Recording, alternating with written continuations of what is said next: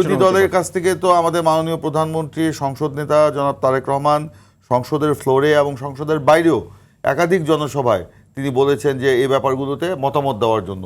তিনি বলেছেন, সেদিনও বললেন যে চট্টগ্রামে গিয়েছেন, সেখানে সমাবেশে বলেছেন যে আপনারা বাইরে বিভ্রান্তি না ছড়িয়ে আপনারা বিকল্প প্রস্তাব দেন আমাদেরকে, সেইটা নিয়ে আমরা কথা বলি। এই সংকটের জন্য তো আপনারা বারবার বলছেন যে সেই কথা বলে আবার পরের লাইনে বলছেন গুপ্ত থেকে সাবধান। না, শুনেন, এই যে তারা যে বিভ্রান্তি ছড়াচ্ছে, এই বিভ্রান্তি ছড়ানোর মধ্যেই কিন্তু তাদের দুরভিসন্ধি রাজনীতির পরিচয় বহন করে। আপনি 6 মাস একটা সরকার এসছে, যে সংকটের জন্য আপনি নিজেই বলছেন যে এটা বিএনপি এটার জন্য দায়ী না, আবার বলছেন যে এই সংকটের জন্য বিএনপি দায়ী, বিএনপিকে ক্ষমতায় থাকতে দেওয়া হবে না, গ্যাস দে, বিদ্যুৎ দে, না হলে গদি ছেড়ে দে। এইটা তো, এই যে রাজনীতি, এই রাজনীতি তো গণ অভ্যুত্থানের যে আকাঙ্ক্ষার পরিপন্থী। এই রাজনীতি হচ্ছে তারা যেটা করছে, এই রাজনীতির সাথে গণ অভ্যুত্থানের জনগণের যে প্রত্যাশা সেটার মিল নাই।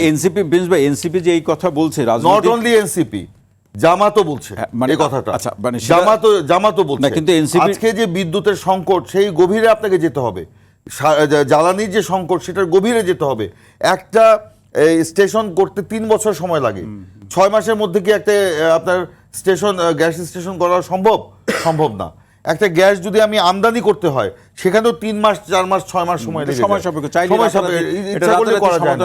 এখন আপনার ধরেন, আমরা গত 3 মাস আগে এই সংকটের কথা চিন্তা করেই কিন্তু আভ্যন্তরীণভাবে নিজেদের বাপেক্সের মাধ্যমে গ্যাস কূপ খননের আমরা উদ্যোগ নিয়েছি, এবং সেটা যদি সফলও হয়, সেটা আগামী 2-3 মাসের আগে হয়তো হবে না। তা এখন কি করতে হবে?